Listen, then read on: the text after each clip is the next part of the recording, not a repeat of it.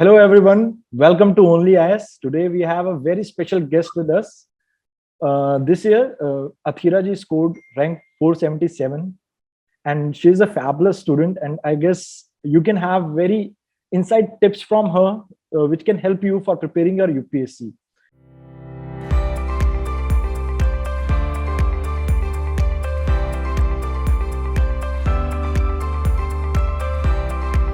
So let us start with the first basic question. What are the difficulty you face during your prelims preparation? Is it difficult, like some unpredictability and questions are too vague? So how people can address that fear? Well, before that, let me introduce myself. I'm ATHIRA S. KUMAR, and I'm a native of Trivandrum, the capital city of Kerala. So this is my second attempt with UPSC, and in the first attempts, I've miserably failed in the prelim stage. So in the second attempt, I've completed all three stages, and I've secured the 477th rank this year. So as you've asked, so how difficult is the prelims part of the process? Actually, for me, I failed miserably in my first prelims. I scored, I think, almost 90 or 91 in my first attempt. And it was my first serious attempt.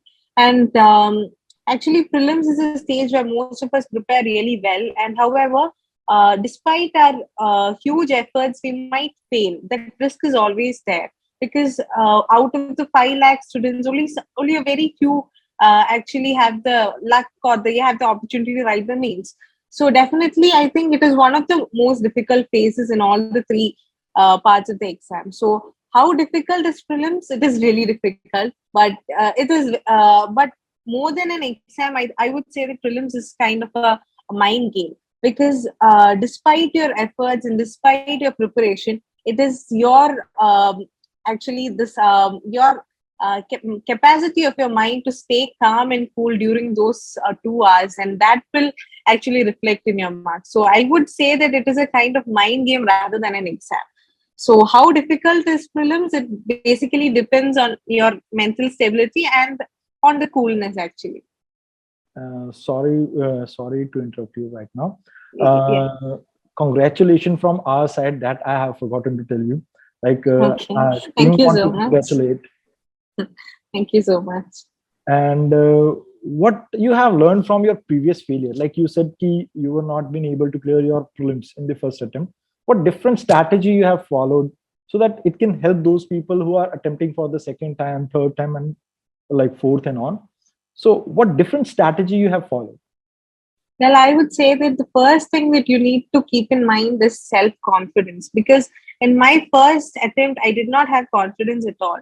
That I never thought that I would clear prelims, and I have never dreamt of this position in my life at that time. So I think in the second attempt, that changed everything is my self confidence because it was my mentor who pushed me by saying that just believe in yourself and go give it, and that is what changed everything. And the second mistake which I did was I actually tried learning a lot of things rather than applying techniques. I was running behind materials, I was constantly learning from different sources, and I think that is a big mistake that most of us do because it is not the content that matters in many ways. There is actually a technique to solve the prelims questions. So we need to actually tackle the art of solving questions rather than you know uh, grabbing more and more content. We need to develop that attitude and that technique in the first stage itself. So basically, I think that is what helped me to clear prelims in my second attempt. And the third thing which I practiced was to practice more and more questions. Actually, I had a very good peer group with me who was constantly supportive, and we actually practiced more than 100 question papers at that time. We used to sit on a daily basis and we used to solve question papers uh, daily with a very strict time routine. That is, we used to sit strictly for 2 hours and we used to solve question papers, and then we used to have a small discussion. And right now, materials are available free online, so we don't have to spend much also. So that is what helped me in my second attempt. So all those questions had helped me gain more insights into how to solve the questions basically. Okay, basically, I want to say something. Like Yeah. majority people think that I will join that test series and that test series, but directly question are never asked from them. But people have that expectation. If I solve that particular institute test series, I will score good marks, and it's just that those questions can be reflected in my prelims. Is it that different from your like when we used to be in colleges or school? Like we used to study the previous year question, and then we used to give exam and score good marks. Like you are Yeah, from engineering background, you have done that thing. definitely, So definitely. so how well a previous year question can prepare you rather than those like any institute's notes, or you can say any institute's test series? Well, UPSC has a kind of pattern that it follows in one way or the other. Even when we say that each year the pattern changes, there is an inherent pattern for UPSC. So once we start solving the previous year questions, we can identify that pattern, and we can also identify the important areas that is required for the exam. Because UPSC has a really vast syllabus, and it is not possible to cover each and every word of the syllabus correctly. So we need to identify the priority areas. So by solving the UPSC questions, I think we can have an idea about the priority areas in a better way. So that has actually helped me a lot during my preparation. Okay, what will be the ideal time span, like 10 years, 15 year, or 20 years? What exactly the amount of time should people go for the previous year question? Like there are a lot of Well, books like covering 27 years, 30 years, and even yes, 50. So I want to know ki whether it's like 5 year, 10 year, what will be the best I time? would say the last 5 years would be the best because UPSC keeps changing its style of asking questions. Because 2019 question paper and 2020 question papers were much easier compared to the 21 question paper, I would say, in my opinion. Uh, Because 2021, just a yeah, second. sorry. You Yeah. have to repeat this line because the video has paused due to some. Okay. All right. Yeah. So, in my opinion, I would say that the 2019 and 2020 question papers were easier than the 2021 question paper. And the 2022 question paper is even more difficult. So, every year, UPSC has a tendency to increase its difficulty rate. So, basically, only when we have a trend of the very latest years, I think we can have an idea of how they ask these questions. So rather than relying on the last 10 years, wherein the syllabus was very different and the trend of the question paper was very difficult, because if you look at the question paper of 2010, there were direct questions which would ask in which year did Crips mission happen. But when it comes to 2021, we would never get a question like that. So I would say that it's always better to rely on the last 5 years or maximum of 7 years, I would say. Okay, one more question from our student side. Like we always say, there should be a motivation behind your like studies. When you are preparing for Yes. UPSC, motivation is like from the source from which you can drive your energy. So, what inspired you for this journey? Okay, so before that, I would like to add one more thing. One mistake which I committed during my first attempt, or even till now, I would say, I had never looked upon my health actually. Even now, I'm suffering from a lot of diseases, and my physical and both physical and mental health has deteriorated. So, in this preparation, I would actually ask all the aspirants to take care of your health rather than to go behind the exam in your life, because UPSC is just an exam.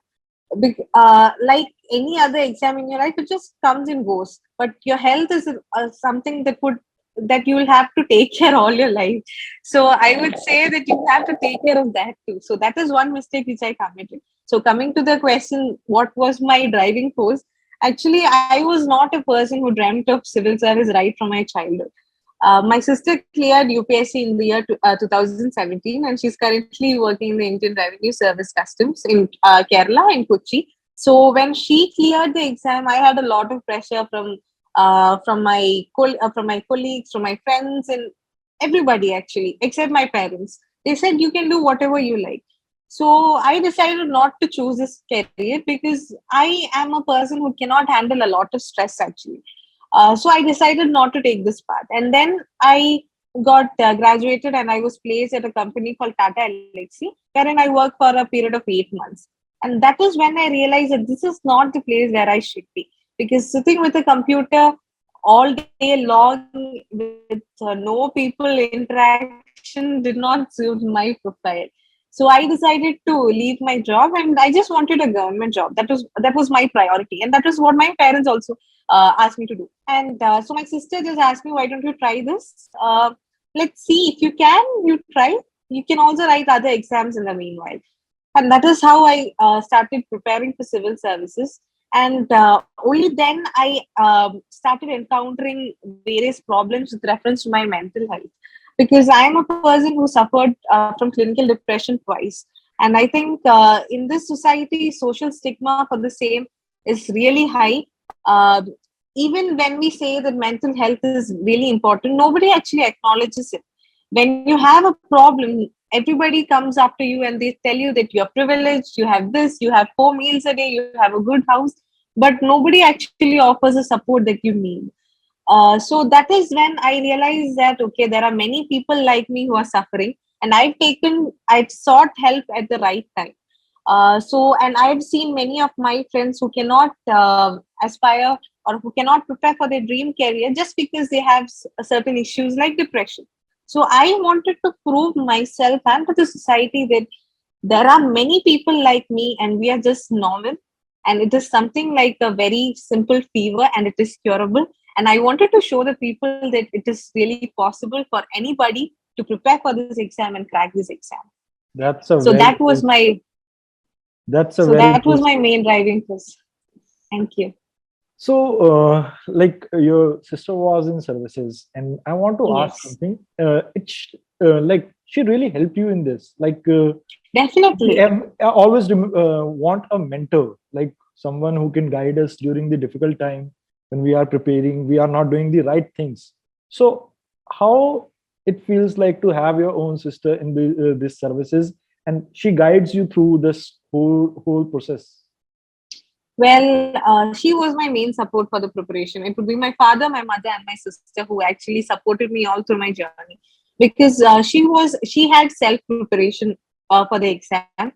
So it was who suggested that you should go for coaching. I'm not a person who advocates coaching, but I would say that it would make your preparation level easier, because otherwise you'll have to search for a lot of materials. You have to learn it on your own, because coming from an engineering background and learning subjects like geography, history, and economics was not an easy job for me.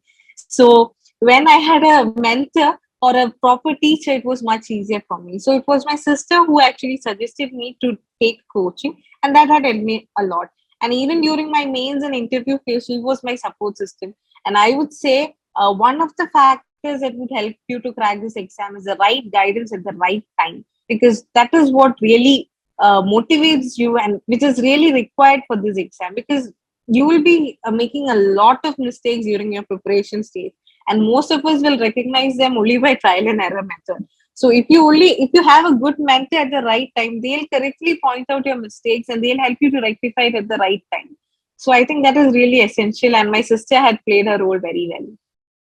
Okay, there is always a saying that ethics is a very important, crucial part of mains. If someone Yes. focus on ethics, he can easily sail through this mains part.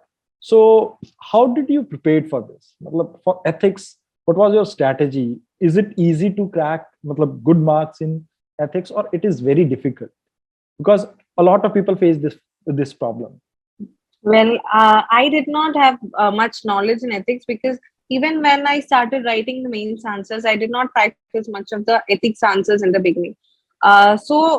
Initially, I started asking my sister about the same, because she had really good marks in her ethics. She had about 120 in her paper, so which is really quite a good score. So she actually told me not to learn ethics. She just asked me to go through the syllabus and to learn the vocabulary properly. That is, there are a lot of words like well, right now I cannot Don't worry recollect, about it. probably emotional intelligence and all that, but there are certain words and vocabulary which is required for ethics.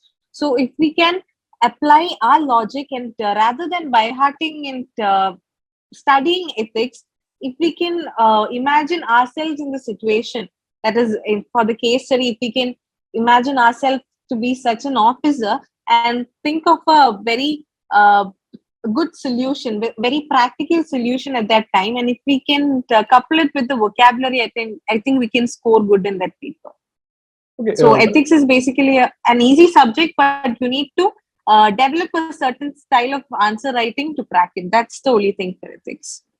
is it very necessary for like ethics paper to learn various examples like for the from the recent time?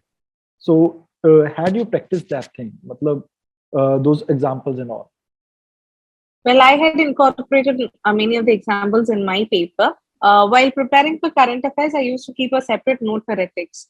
So in that, I used to add the examples of recent bureaucrats and others who had shown, like for example, in Kerala, we had Operation Sulaimani a couple of years back. So all of those examples I have utilized in my paper, and I think it had helped me to score good marks in ethics. So I would say that rather than by hearting things, practical solutions and practical examples would help you to score good marks. Okay, when it comes to essay, the second essential part of your mains, it's just that the recent trend shows that a lot of philosophical essays like are asked in UPSC exam. So it's very difficult for some student to like cater that thing. So how did you manage? Well, I am not a person who actually writes philosophical essays. So usually, when my sister wrote her UPSC, they had the option to choose a. They did not have two sections as such.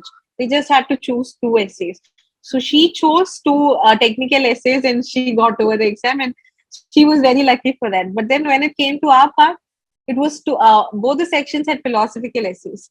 So when I saw the question paper initially, I was like, "Oh my god, this is ridiculous." And then I started to decode the question paper because there were words like chimera which I did not know, and then I started reading the Hindi translation and I saw Maya, and then I was like, "Okay, so this is the meaning." And then I started writing the essay. So there actually I incorporated a lot of ethics in my essay, and I think that has actually helped me a lot because this time I've scored 123, and I think it's a good score this year. Yeah, So based on two philosophical essay, it was a fabulous job.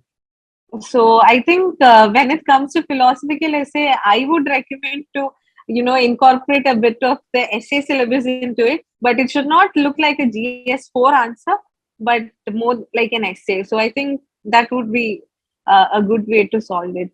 So if like a student want to start with the essay writing, first initial step you want to recommend anyone? For example, if I'm writing essay for the very first time, what should I do? Well, initially I had the inhibition to write essays because essays are always a nightmare for me. So I had a really very bad inhibition because I never used to write essays. So even when my mentors forced me to write essays, I was like, "No, sir, I'll do it later." But then I realized that no, I should be writing this. But once you write one or two essays, you will actually understand that it is not as difficult as you think.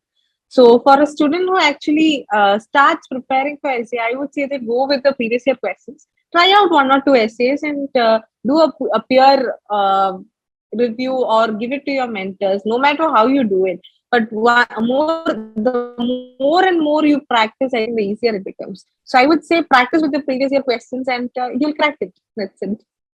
And is there any special structure for essay? For example, if like a student want to follow certain, like you have written two philosophical essays, so if possible, you can share the strategy how a structure should be done. Structuring should be done in essay part. Well, for an essay, first you need to manage the time properly.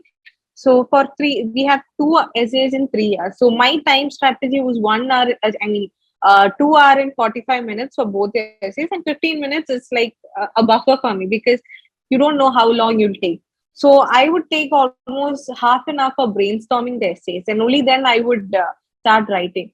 So once I get a topic, I would write down everything that comes to my mind related to that topic, and then I would arrange it in a chronological manner, and then I would segregate them into paragraphs, and only then I'll start writing. So that is basically the structure of the essay. And for an essay, the structure actually matters really well. So the structure of the essay is how that depends, or that will actually help you to score good marks. So in order to make your structure right, I would say that the initial planning stage is really important. So once you structure it well by properly segregating it into different paragraphs, so I used to actually have a lot of corrections, because once I would segregate it into 1, 2, and 3, 4 paragraphs, and then I would think, no, I'll write the first paragraph in the last, and then I would rearrange it again. So a lot of rearranging happens in the initial stage. So I think that is really important for an essay. And then if that is done, then almost 75% of your essay is done. Then you just need to write it down, and that will not take much time. So you need to invest more time on your planning rather than writing. So that would be my strategy. Okay. Now comes to optional, the last important pillar of your means. So Yes. many of the student thinks that if I take geography, public administration, and other subjects, which helps me in GS. So actually, they thinks ki this is the optional I should prepare for, and like it will help me in GS. But you have chosen like Malayalam literature, Malayali literature. So how different is it from like if I am a student, so how should I choose this like any optional? What are the things that I should keep in mind while choosing an optional? And second thing I want to know, is it okay to have a different like from completely different subject in optional from your GS subject, and like scoring good marks in it, and how it can help me in like for my interview call? Well, in my opinion, there are three things that you need to consider while choosing your option. The first priority area should be your aptitude or your interest. No matter what your background is, no matter what your skills are, but if you have the right aptitude and the right attitude, you can actually crack that. Because there are many people who go after optionals like PubBad and geography only because uh, they have an overlapping syllabus with GS or the general studies paper. So rather than going behind optionals in that manner, if you have the right aptitude for it, or if you have the right interest for it, then go for it. See, I have pursued my graduation in engineering, and I have opted for Malayalam literature, which is like two different poles of earth, because I have learned Malayalam only till my 10th standard, and then I have not touched Malayalam. And coming to an optional like that, it was really difficult during my initial stages. But I had an interest for Malayalam right from my childhood. But I'm not a person who reads a lot. I'm not a person who writes a lot. But I wanted to learn Malayalam, and I had even during my school days, I used to like the subject a lot, and that is why I took up Malayalam. And it was my mentor, mini teacher, who actually helped me a lot during my preparation, because I have not read most of the novels which is there in the syllabus. I've learned only the poems properly. So she used to provide good notes which were in capsule form, which were really short and brief, and that is what helped me to score well in the optional. So I would say the first priority should be your interest and your aptitude. The second priority should be the guidance and the materials that are available. If you do not have the right guidance and the materials, then I would not suggest that optional, because ultimately this is an exam. It is a competitive exam. So basically, you're competing with 5 lakhs of people in the initial stage, and then you'll have to go up. And from that 5 lakhs, you come to just 600 or 700. So your score matters. So rather than going behind optionals that are difficult to learn, you should have an interest, and the resources should be available easily. So that is my second priority.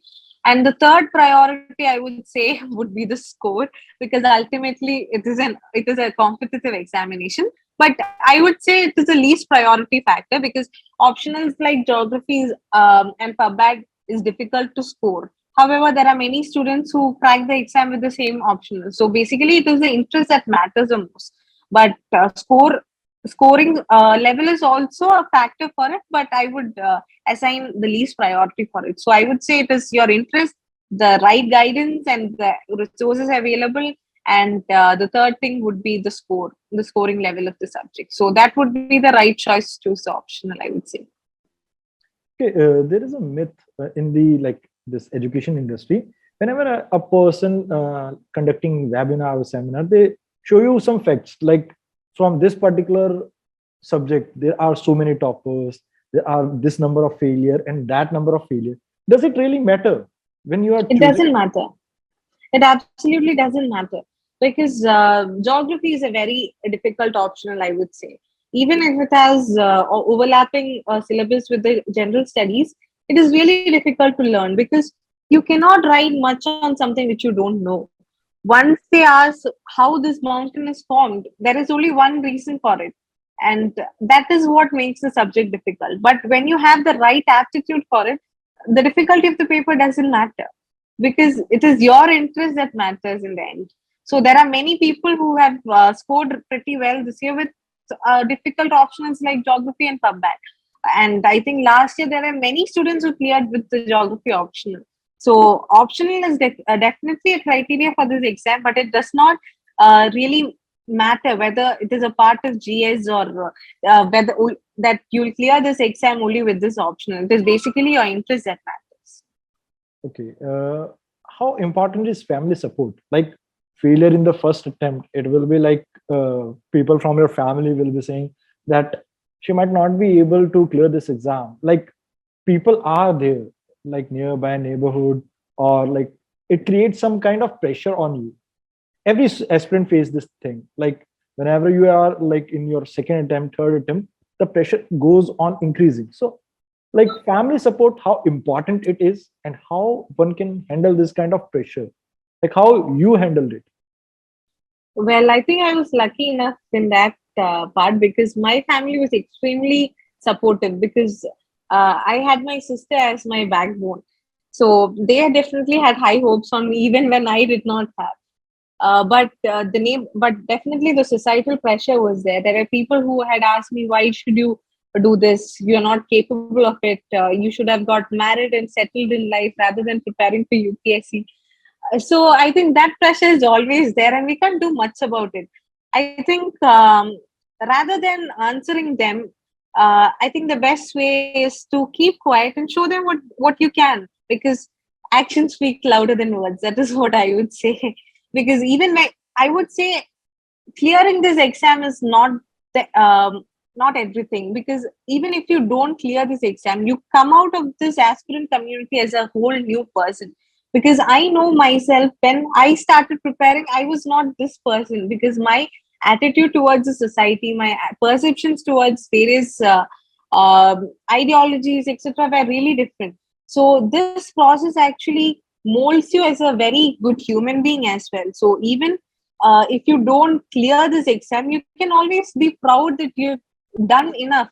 And I would say that every UPSC aspirant is a warrior, because the pressure that they go through is nothing compared to others, because the mental pressure, the physical exhaustion, and everything is really high.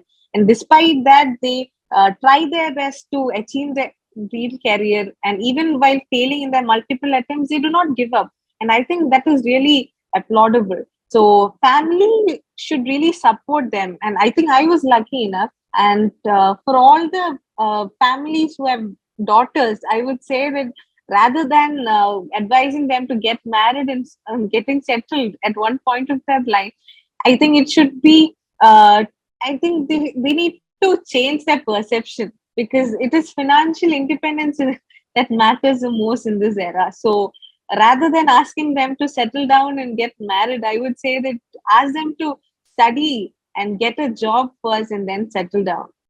So Well, family support is really essential at that time. the thing you said about a marriage and settle down, same thing I have experienced when I was like preparing for UPSC in 2018, back in 2018. So at that time, when I had this failure, so after that, my family said, "Now it's time to hang up your shoes and you should get married." So that's why I was laughing at this, because this is Indian mentality. Basically, when you have one or two failure, societal pressure, like people are asking what your kid is doing. After that, Yeah. family thinks ki, like you do whatever you want, but get married, because in Indian society, like late marriages, like we do not consider that thing as good. Yeah. So yeah, that's creates a lot of pressure, especially on like girls who are preparing for UPSC. And due to the societal pressure, I had actually opted for a secluded life these 3 years. I've cut down my social media. I've stopped talking to people, And even when people were inquiring about me, I used to say that I'm still working at Tata Elixir. And I know it is a kind of escapism, but to some extent, it has helped me. So I think Well, rather than compelling people to do that, if the mentality of people changes, then it would be a help to a lot of students, especially the UPSC aspirants. my next question was on that only. Like nowadays, there are so many distractions like social media, Instagram, Facebook, YouTube. Even if you go to YouTube, like watching some important information, like some important videos, and there are a lot of like recommendation from the YouTube. Like you start watching, you keep on watching, and you end up wasting so much time. So how you control those things? Like these things are very like devastating sometimes. Well, I had cut out my social media completely except for YouTube. All my Instagram account was deactivated, my Facebook account was deactivated. I did not use WhatsApp for the past 3 years. I had only my Telegram account. But that was my decision. There are many aspirants who can balance both, but I was unable to do that. So that is why I decided to stop my social media. But I think to some extent, there are people who actually rely on social media as a kind of stress buster. So to them, I would say that if you can balance your studies as well as your social media, then it is okay to have both. But once you spend a lot of time on it, and because this preparation actually, the UPSC journey demands quite a lot of time. So if you can balance both of that, then it is fine. Otherwise, I would suggest that just keep a little low profile during your preparation, and then once you have your dream destination or your career or your ultimate journey, then you can actually pursue anything that you want. So that was my agenda, so that is how I managed it. So when you are saying balance, like you said, you had some issues like physical health and your mental health. So what do you suggest for the aspirant? Like they should do walking or something like meditation. So what they should inculcate in their habits so that it help them release their stress. Well, firstly, I would say that physical exercise is very important because I had not practiced it in my 3 years of preparation, and I have gained like 15 to 20 kgs during my preparation. I was 56 kg when I started preparing for my UPSC. I was 80 kg after my mains, which has actually affected my health a lot. So, and I had encountered a lot of body shaming during my preparation.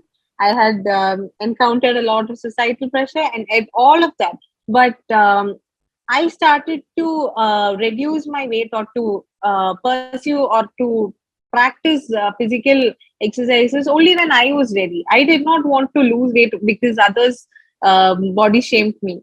So it is basically your confidence. But when it starts affecting your health, you need to take care of it. That is the only thing that you need to focus on, because this process is really exhausting. So you need to have physical exercise because that would also help you to release your stress a lot. So rather than suggesting this exercise like this or that exercise like walking or meditation, I would say just do what you like, because I do not like yoga or meditation. I do not have the patience to practice that.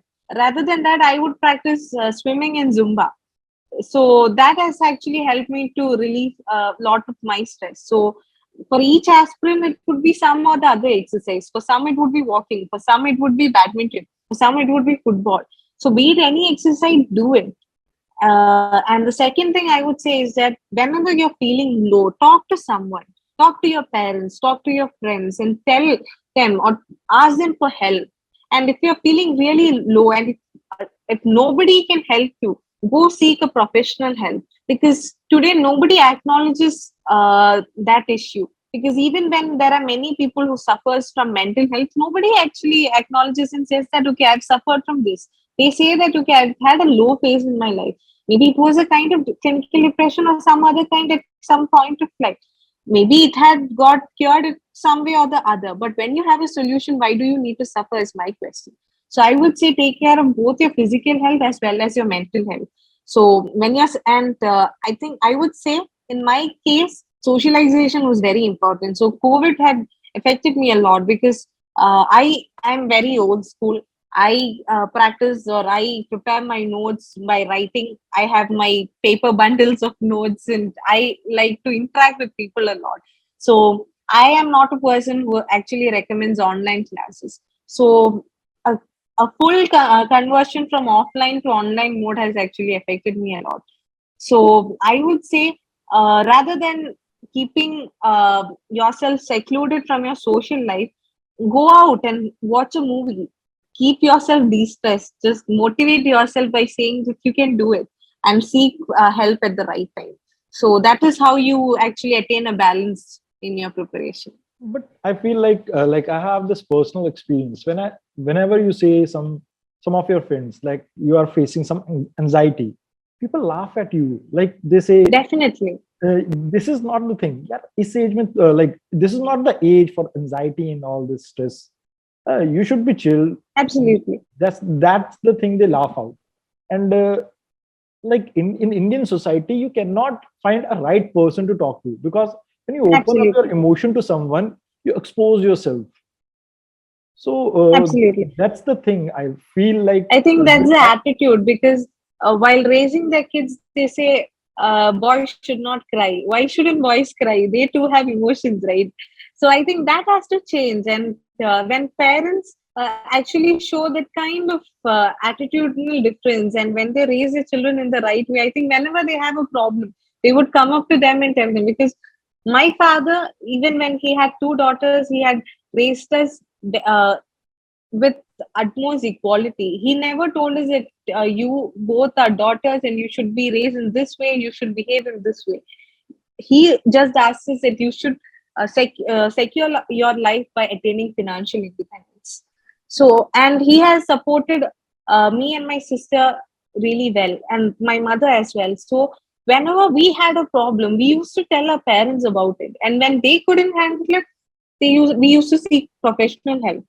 So we did not have any inhibition. I think the mentality of the people has to change, and that is where the change has to come. well, I will rather say that you have fabulous parents, because Absolutely.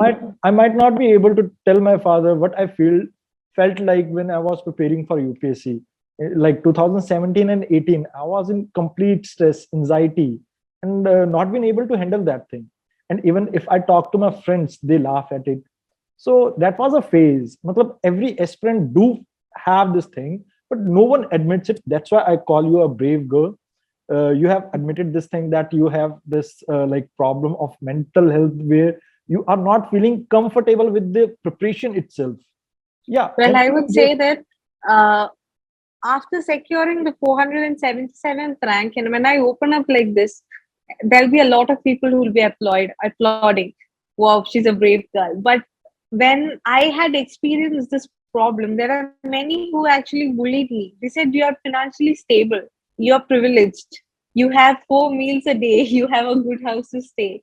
But that was not my issue. So I would say for every UPSC aspirant, they have their own struggle, be it financial, be it personal problem, be it health issue. Every UPSC aspirant has their own struggle, and I think everybody needs to acknowledge that initially, no matter whether they are privileged or underprivileged.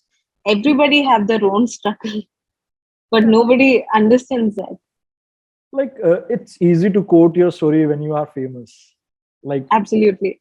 when you are struggling at that time, no one lends you a hand. Matlab, it's completely normal in society that everyone is a part of your success, no one is a part of your failure. Absolutely.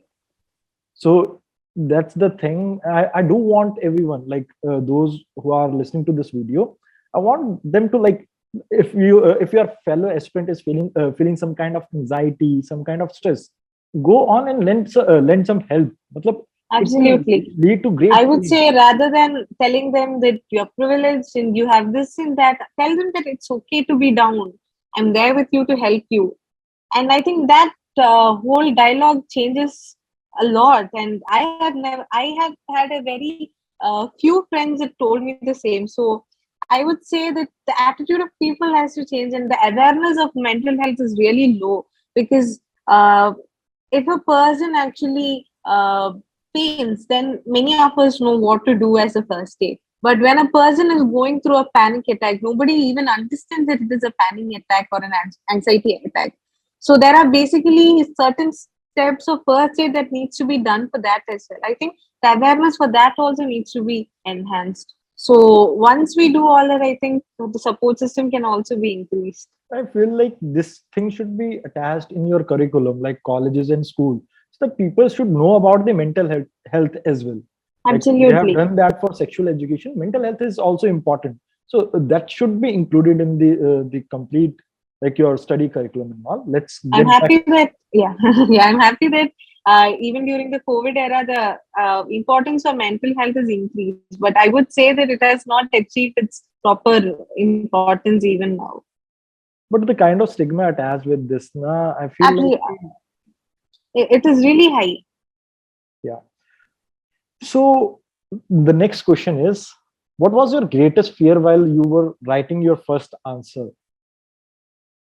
My greatest fear was not completing the answer or the paper actually, because we have really limited time. And even when my mentors told me that speed was my strength, I did not recognize it. So I really had the fear of not completing my GS 1 and 2 papers. And even right before the day of exam, I had dreamt of the same. So I was initially scared of that fact. So I think completing the paper was my greatest fear. Okay. And when it comes to answer writing, how bad was your first answer? Be honest with it. Uh, Absolutely. I cannot rate my answer because it is that low. Because if you consider it as from a scale of 0 to 10, I would rate it as -5 because it is even less than 0. And then, but the right guidance actually helped me because when I started writing my mains answer in the first test series, I had only completed 14 answers. But coming to the last test series, I actually completed the whole paper. So continuous writing is what helps you. And tell me one thing. When you write for your first answer, how much time it took you? You would not believe me, but I would say I took about 2.5 hours Okay, because so it is really difficult in the initial stages. So I really took 2.5 hours to write an answer, and it was just 3 paragraphs. I did not write it in a point-wise manner or anything, and it was a complete disaster, I would say. so what will you suggest for those who are preparing for 23? So how should one look for the forward for the answer writing? Should he or she practice it on the daily basis, or it should be like you start after the prelims or something like that? You advise some fabulous point on that, throw some light on that. Well, there are two methods for it. One of it would be to prepare in a very relaxed manner, and the second one is to bleed and war. Because once you don't write it on a daily basis, right during your preparation stage, it will be very difficult in the later stages. So I would say that uh, it is actually not impossible to write an answer because even after prelims, you can actually enhance your answer writing skills, but it would actually mean bleed and war because you'll have to dedicate your time for it like anything and you will have to struggle a lot. So I would recommend to write it on a daily basis right from the beginning so you can actually uh, study after your prelims in a very relaxed manner because content is never an issue because you can always prepare your content even the day before your exam or on a daily basis or you can actually enhance it in very different manner. But the art of answer writing is really difficult. So I think for that you need to have a little bit of practice. So I actually started writing mains answer in 2019. So since I'm not a very good student or a topper, so I was a very average student. So it took a lot of time for me to achieve that kind of art of writing. So I actually started writing in 2019, and I would say that I started writing average answers only by 2020. So it took like a lot of time for me to understand the demands of the exam and the way of writing the answers and to enhance my speed and to incorporate keywords and all that. So I would suggest to write on a daily basis because that is a better way to study, because that would keep you relaxed and that would help your preparation in a better way. Okay, this is my last question for you. Nowadays, a lot of engineers are preparing for UPSC. So, how easy or how difficult it is for any engineer? Well, being an engineer, I would say that going through 4 years of engineering life with almost 70 lab exams and hundreds of records and vivas, and I would say that I would never say that it's an easy job, but uh, I would rate it as moderate difficult. It is not very difficult because multitasking is our job even during our engineering times. Because on one hand, there'll be a phone in which you'll be copying our notes. On the other hand, you'll have your laptop in which you'll be typing your assignments. So that kind of multitasking is really required for this exam. So that will help you. But just because you are an engineer will not help you for this exam. So I would say that being an engineer will help you in some or the other way, but rather than that, it's your passion or your ultimate desire for that exam or that for the UPSC career that would actually help you. Thank you so much, ma'am, for interacting with us. And Thank you you so have much. a really nice life ahead and work Thank for the you. country.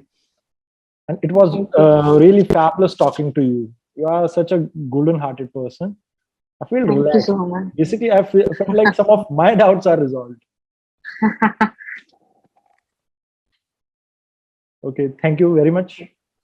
Okay, thank you so much. It was a pleasure talking to you as well. Thank you. Thank you, ma'am.